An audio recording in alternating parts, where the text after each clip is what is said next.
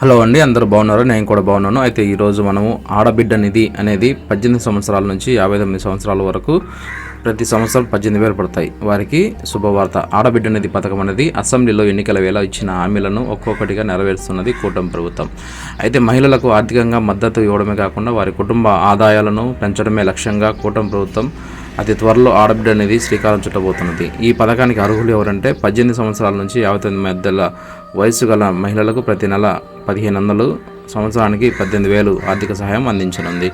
బడ్జెట్లో 3,341.82 కోట్లు ఈ యొక్క బడ్జెట్లో 2024-25కు ప్రతిపాదించింది.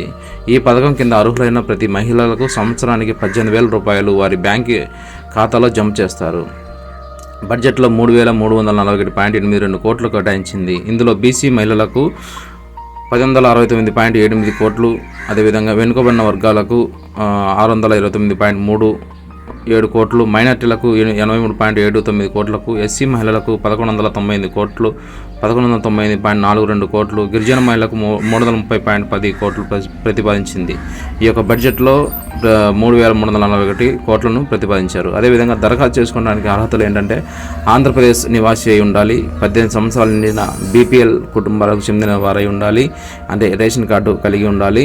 ఎంపికైన వారికి నెలకు 1,500 రూపాయలు, ఏడాదికి 18,000 రూపాయలు అందిస్తారు. అదేవిధంగా ఈ యొక్క దరఖాస్తు చేసుకునే విధానం ఏంటంటే www.ap.gov.in/ఆడబిడ్డ నిధిని సందర్శించి లాగిన్ అవ్వాలి.